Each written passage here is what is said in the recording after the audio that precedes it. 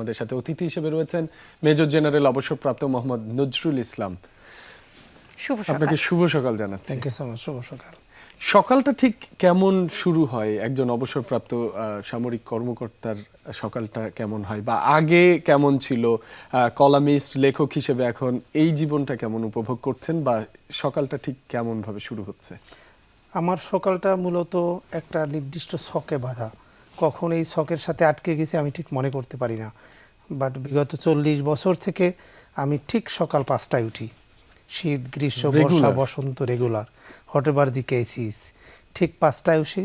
সকালে নামাজ পড়ার পরে আমি প্রকৃতিকে দেখি, ছাদে যাই কিংবা হাঁটতে যাই। আর ইদানিং যেটা হয় সেটা হলো এই সকালের এই সময়টা আমি লেখালেখির জন্য ব্যবহার করি। অর্থাৎ the morning is very productive, এবং আমি সকালটাকে খুব এনজয় করি। এবং আমি মনে হয় ঠিক বলতে পারবো না যে এই সকালের এই সৌন্দর্যটা কতজন মানুষ এটাকে সত্যি সত্যি উপভোগ করে, but it's a very enjoyable journey for me.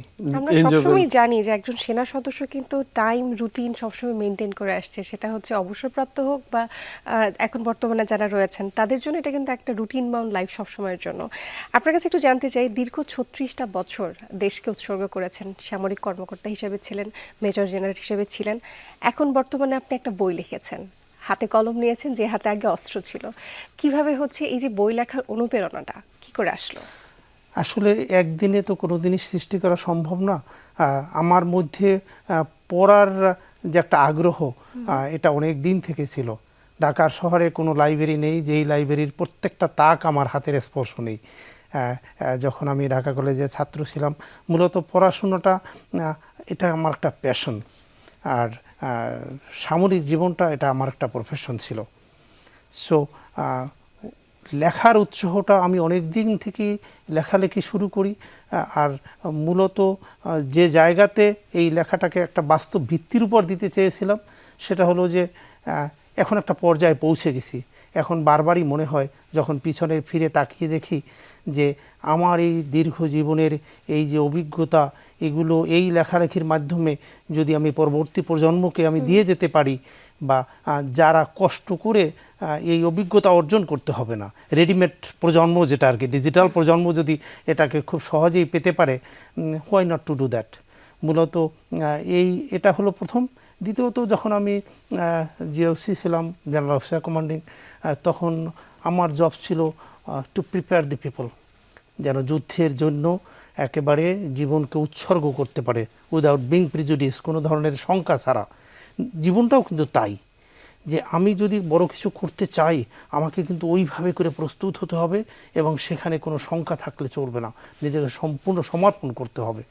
এই সামরিক জীবনের এই বাস্তবতা এবং আমার ভিতরে যে একটা নতুন একটা কোনো কিছু রেখে যাওয়া, এই দুইয়ের সম্মিলনের ফলেই আমার মনে হয় আজকের এই লেখার সৃষ্টি এবং এই জিদোনার সৃষ্টি। আর এই জিদোনার সৃষ্টিতে আমার হাতে রয়েছে, সেটি দেখছিলাম।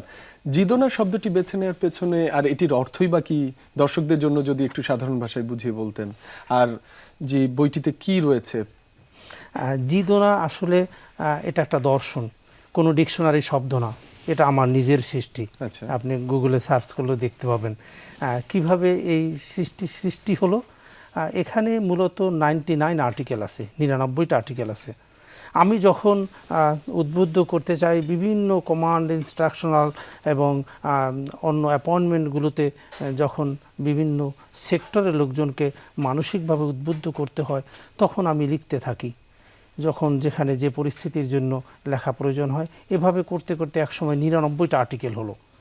যখন এই 99টা আর্টিকেল হলো, তখন আমি ভাবলাম 99 dots can be one of the good option to compile. হয়তো এইভাবে চিন্তা করেছি, কিন্তু না, পরবর্তীতে মনে হলো যে এই যে 99 আর্টিকেল, এটা একটা বিরাট বই হয়ে যাবে, বর্তমান এই ডিজিটাল প্রজন্মের এরা এটাকে পড়বে না। দেন আমি আসলে এই 99 আর্টিকেলে কী লিখতে চেয়েছিলাম, আমি মূলত জীবনটাকে একটা আর্কে যদি আমি ধরি, তাহলে আমি মূলত এটাকে 3টা সেগমেন্টে ভাগ করেছিলাম। যে আগে নিজের মনকে প্রস্তুত করো, অর্থাৎ is the mind is ready, যে এটার জন্য কি দেওয়া প্রয়োজন, আমি সেই কষ্ট করার জন্য সে মানসিকভাবে প্রস্তুত কিনা। আমি যখন চলা শুরু করি, সেটা হলো সেকেন্ড বই, অর্থাৎ ফর্ম ইওর লাইফ। ইভেন আপনি চলার পরে দেখবেন কত কিছু আপনি চিন্তা করেন নাই, এভরিথিং হ্যাজ কাম আপ। এখন এইটাকে কিভাবে Cope up করা যায়। হ্যান্ডেল করা যায়, এটা ছিল দ্বিতীয় অধ্যায়। তৃতীয় অধ্যায় হলো যে আমি যখন কোথাও পৌঁছে গেলাম, আমরা যেখানেই থাকি না কেন, আমাদের কিন্তু একটা পারপাস আছে, ব্যক্তিগত পারপাস আছে এবং প্রাতিষ্ঠানিক পারপাস আছে। এই ব্যক্তি, প্রতিষ্ঠান এবং আমার মনেরও একটা নিজস্ব একটা চাহিদা আছে। এগুলোকে মিলে কিভাবে আমি ইম্প্যাক্টফুল হতে পারি, সেটা হলো থার্ড বুক, যে এন্ডিওর থ্রু পারপাস। আর জি দো না, এই যখন আমি এই তিনটাকে যখন আমি কোয়ান্টিফাই করলাম বা এটাকে যখন আমি ব্লকিং করলাম, তখন আমার কাছে মনে হলো যে এই তিনটে বইয়ের নামটা এমনভাবে হওয়া উচিত যে একটার সাথে আরেকটা ইন্টারলিঙ্কড। সো আমি এটা নিয়ে অনেক সময় ব্যয় করেছি। I have given enough time. জি একটা চাইনিজ শব্দ। I did my masters in National Defence University, China. So এটা খুব সহজই ছিল আমার জন্য নেওয়া। আর ডিও ইজ এ জাপানিজ ওয়ার্ড, আর না সংস্কৃত ওয়ার্ড। ডিও মানে হলো নিজে, সেলফ। আর জি মানে হলো সেলফ, ডিও মানে হলো ডিসিপ্লিনড অ্যাকশনস, এটা জাপানিজ মানে কোরিয়ান ওয়ার্ড। আর না সংস্কৃত ওয়ার্ডটা হলো যে ফুলফিলমেন্ট। তার মানে জি দো না শব্দটাকে যদি আমি পাশাপাশি রাখি, তাহলে যেভাবে আমি বইটা লিখলাম, govern your mind, form your life, endure through purpose, অর্থাৎ আত্মতৃপ্তিমূলক কাজের জন্য নিজের মনকে ডিসিপ্লিনভাবে পরিচালনা খুবই করা। আপনি গভীর ডিসিপ্লিনের কথা চিন্তাধারা। বলছিলেন, আমার খুব জানতে ইচ্ছা করছে। 36 বছরের দীর্ঘ সামরিক ক্যারিয়ার শেষে আপনি বলছিলেন ভোর 5টায় ওঠেন। এখন যে তরুণ সমাজ, তারা অনেকেই সেই যে ডিসিপ্লিনটি সেটি খুঁজে পাওয়া কষ্টকর হচ্ছে, সোশ্যাল মিডিয়ার ডিস্ট্রাকশন থেকে শুরু করে যা কিছু রয়েছে। ঠিক সেই জায়গায় কিভাবে ডিসিপ্লিন লাইফস্টাইল গড়ে তোলা যায়, আপনার একটু মতামত জানতে চাই বা পরামর্শ। আসলে দেখেন, আপনারা যখন পড়াশোনা করেছি, আমরা সবাই কিন্তু একই বই পড়াশোনা করেছি। কেউ ভালো রেজাল্ট করে, কেউ করে না। ঠিক তাই আজকের এই কথাগুলো আমি যেগুলো বলবো নতুন কিছু না। এগুলো সবাই বলে, সবাই শুনে। মূল জিনিসটা নির্ভর করে হাউ ডু টেক ইট, এটা কিভাবে আত্মস্থ করছেন, এখানেই কিন্তু মূল ক্যাচটা। আমি বলবো যে এই ডিজিটাল ডিভাইস, এই প্রযুক্তি, এটাকে আটকে রাখা যাবে না, এটা কিন্তু চলতেই থাকবে। কিন্তু মনে রাখতে হবে, আমার জীবন আমার। দিনের শেষে আমি যে পরিবার থেকেই আসি না কেন, when my parents will not be there, তখন কিন্তু এই দায়িত্ব কিন্তু আমাকেই বহন করতে হবে। সো তাদের জন্য আমার সবচেয়ে বড় যে অ্যাডভাইস, সেটা হলো নিজেকে সময় দাও। অর্থাৎ সকালে উঠো। এটা এরকম না যে আমার জন্য যেভাবে 5টায় উঠে সেভাবে উঠতে হবে না। পরিপূর্ণ বিশ্রামের পরে সকালে উঠো, সকালটা নিজেকে দাও। অর্থাৎ যদি যে লাইনটা শুরু থেকে যদি ঠিক না হয়, তাহলে সারাদিন কোনোভাবে ম্যানেজ করা যাবে না। তাহলে কিভাবে সকালে দিব? সকালে দেওয়ার 2-3টা খুব সহজ পদ্ধতি আছে। যে ফোনটাকে না ধরা, যতক্ষণ পর্যন্ত না কেউ কল করে। এবং যদি দেখাও হয়, অনেক সময় খুবই প্রিয়জন, যেমন আমাদের প্রত্যেকের অবস্থান থেকে, পরিবার থাকে, এই থাকে সেই থাকে, যে কোনো জরুরি মেসেজ আছে কিনা, স্ক্রল করে শুধুমাত্র হিট টু দোজ পয়েন্টস যেখানে যেটা ম্যাটার করে আমার জন্য, আদারওয়াইজ লিভ ইট। আর নিজেকে কল্পনা করতে হবে যে আমি কি হতে চাই, এবং এই কল্পনার সাথে আমার এই কল্পনাটাকে শেপ করার জন্য আরও অনেক ইনগ্রেডিয়েন্টস প্রয়োজন। আমার এই বইগুলোতে খুব সুন্দর করে এই জিনিসগুলো দেয়া আছে। সেই ইনগ্রেডিয়েন্টসগুলো আমরা একটু বিস্তারিত জানবো একটা বিরতির পর। একটা বিরতি থেকে ফিরে আরো জানছি আপনার বইয়ের বিষয়ে। দর্শক, সময় থেকে বিরতির সাথেই থাকুন। দর্শক, বিরতির পর স্বাগত আরো একবার। দেখছেন সকালের বাংলাদেশ। আছি মাসুম রাব্বি এবং সঙ্গে আছে সিদ্রা, এবং আমাদের সাথে একজন বিশিষ্ট অতিথি আছেন।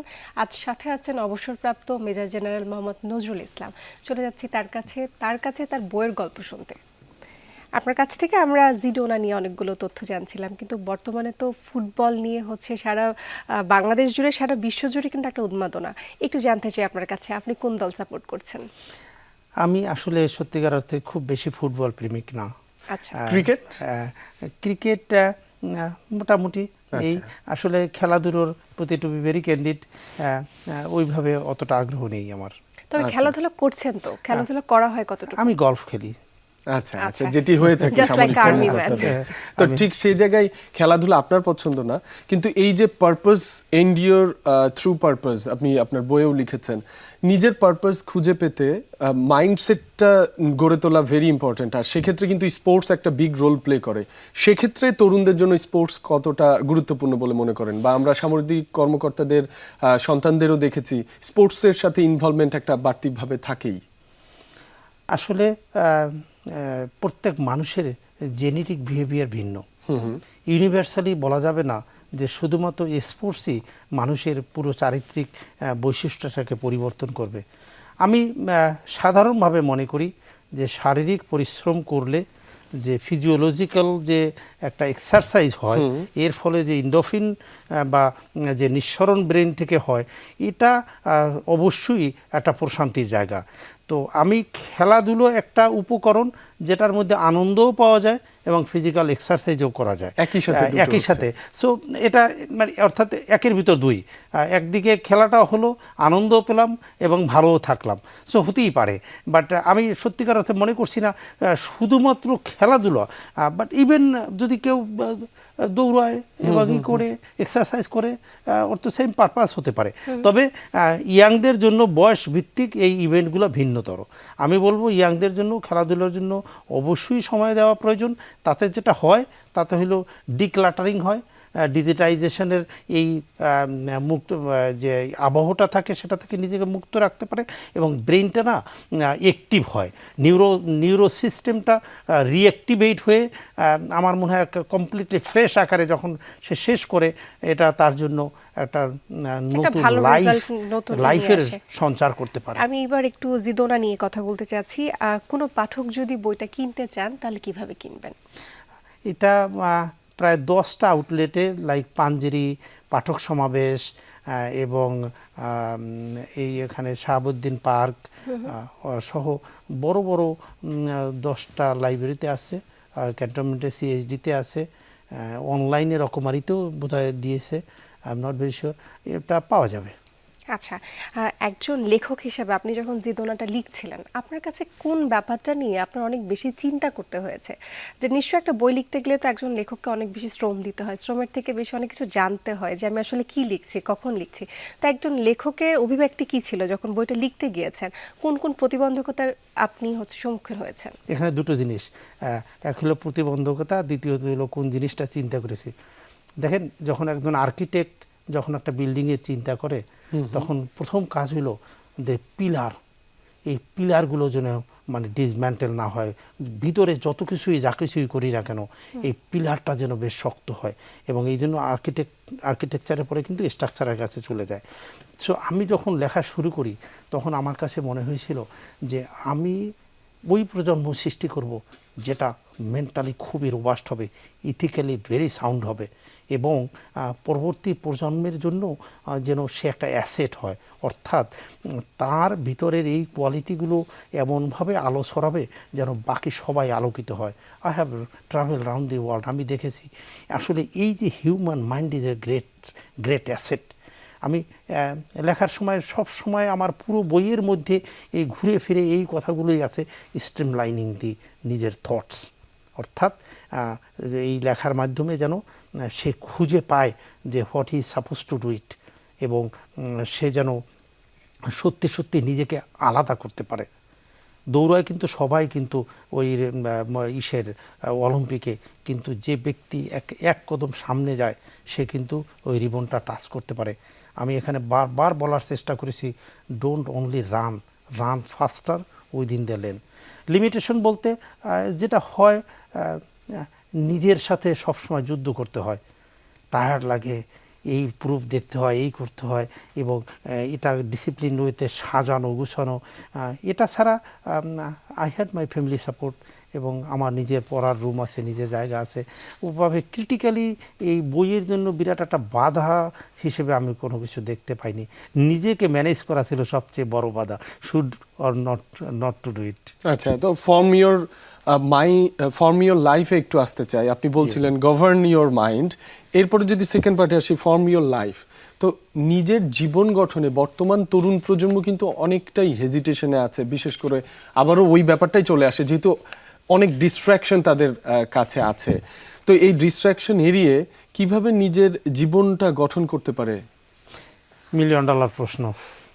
মানে খুবই শর্টকাট উত্তর, এটার জন্য এই বই লেখা হয়নি। আর এই মূলত যেটা হয় সেটা হলো যে নিজেকে না এই মানে এই তরুণ প্রজন্ম হারিয়ে ফেলছে।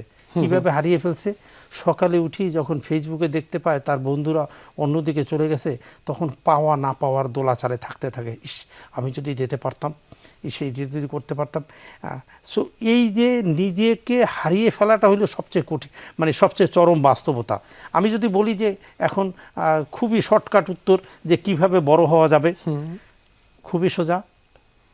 নিজের যে সক্ষমতা আছে তার উপর আগে দাঁড়াও, তুমি কি পারো। সারা জীবন পড়াশোনা করোনি, তুমি এখন অক্সফোর্ডে যেতে চাও, হবে না। সুতরাং নিজের এই সক্ষমতার জায়গাটাকে শক্ত করো। যদি জাম্প করতে হয় নিজের পায়ের তলার মাটিটাকে প্রথমে শক্ত করতে হয়। কীভাবে শক্ত করব? Utilise present time.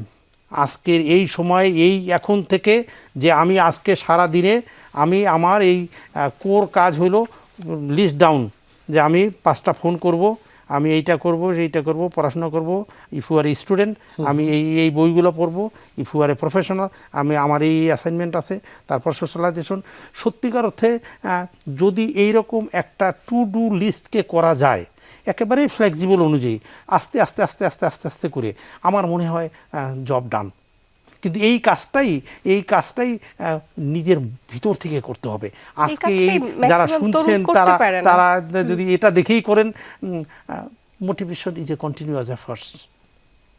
একেবারে আমরা এই বিষয় নিয়ে আপনার কাছ থেকে আরো জানবো, বিশেষ করে বই নিয়ে আরো জানতে আগ্রহী আমরা। তবে এই মুহূর্তে একটা বিরতির সময় হয়েছে।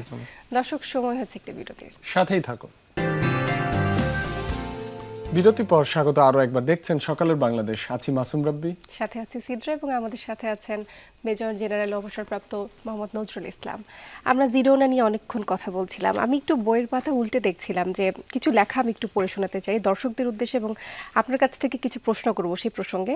Be true to yourself, greatness doesn't require everyone's approval, You will never satisfy everybody no matter how much you try. ঠিক তার নিচে একটা লাইন আছে যে attempting to satisfy everybody is like being on the treadmill, one is moving without ever reaching the destination. এই যে আজকের যুগে তরুণরা, সোশ্যাল মিডিয়ার যুগে বিশেষ করে, আমরা কিন্তু প্রত্যেকটা জিনিসই হচ্ছে সোশ্যাল মিডিয়াতে শেয়ার করি, একটু পরপরই কিন্তু আপডেট করি, লাইক কমেন্ট একটা এক্সপেকটেশন থাকে। তো এই যুগে এসে আপনি যখন এই ধরনের কথা বলছেন যে বি ইয়োরসেলফ, প্রত্যেক মানুষকে আপনার হচ্ছে স্যাটিসফাই করতে হবে না, এই ব্যাপারটাকে তরুণদের জন্য আপনি কি পরামর্শ দিবেন? আমি তরুণদের জন্য বলবো যে জীবনে যদি বড় হতে চাও তাহলে এই বিষয়টাকে আত্মস্থ করতে হবে, ইন্টারনালাইজ করতে হবে, এবং এটাকে এমনভাবে বীজটা বপন করতে হবে যেন এটা যেন নড়াচড়া না করে। কিভাবে বপন করা হবে? বপন করা হবে যে আমি যেখান থেকে আসি না কেন, যে প্রান্ত থেকে সে গরিব দরিদ্র কিংবা ধনী কিংবা মধ্যবিত্ত যে ফ্যামিলি থেকেই আসি না কেন, আমি কিন্তু সম্পূর্ণ আলাদা, আমার ফিঙ্গারপ্রিন্ট আলাদা, আমার মধ্যে কিন্তু একটা স্বতন্ত্র প্রতিভা আছে যেটা পৃথিবীর কারো নাই। সৃষ্টিকর্তা ওভাবে করেই সৃষ্টি করতেন। এই বিলিফটা যদি থাকে তখন না ফটোকপি করতে ইচ্ছা করবে না, তখন বারবার মনে হবে yes I can do it. আত্মবিশ্বাস রাখতে হবে।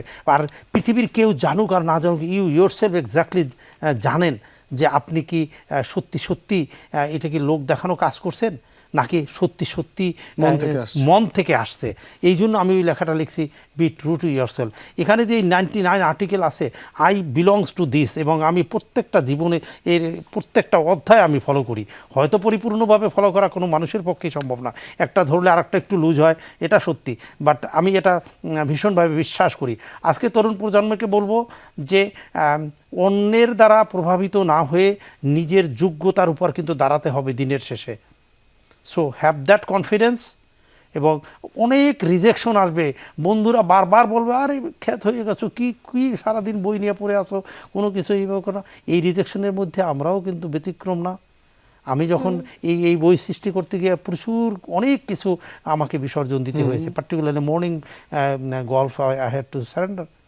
সো আপনার পছন্দের কাজটা। বাট আমার পছন্দের কাজটা আমি দিনের শেষে বুঝি যে এই rejection will be sense of অ্যাপ্রিসিয়েশনও। যখন আমার সিগনেচারটা যখন অটোগ্রাফে পরিণত হবে তখন আমি বুঝতে পারবো যে সত্যি সত্যি আমার এই স্যাক্রিফাইস ইট ওয়াজ ওয়ার্থ। অনেক বড় ফলাফলটা একটা আমরা কথা পাবো, বলেছেন। কিন্তু একটু জানতে চাই, একেবারে শেষ পর্যায়ে রয়েছে আমরা, জি। অনেক কথাই শুনলাম আপনার কাছ থেকে। ভবিষ্যৎ যারা তরুণ প্রজন্ম বাংলাদেশকে নেতৃত্ব দিবে তাদের জন্য একেবারে সংক্ষেপে কি পরামর্শ থাকবে আপনার? তাদের জন্য খুবই বলবো যে ইউটিলাইজ টাইম, নিজেকে প্রস্তুত করো। Rome was not built in a day. নিজে যে পেশায় যেখানেই আসো না কেন, অন্যকে দেখে ওইভাবে করার দরকার নেই। প্রত্যেক genetically every one is identical.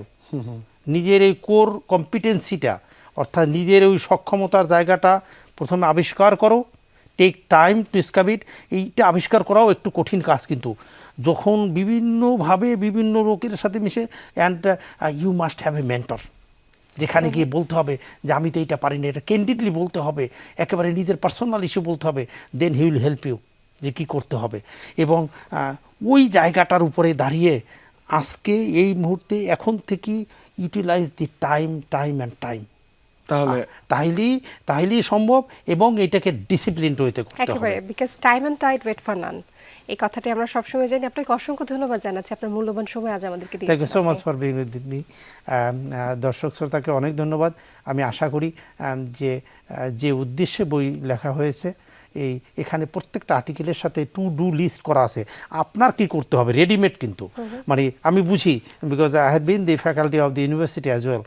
So কী করলে শর্টকাট পাওয়া যাবে, বাট কোনো বই যথেষ্ট হবে না যদি নিজেরা এটা না নেওয়া হয়। Thank you so much. ছিল আজকের আয়োজন।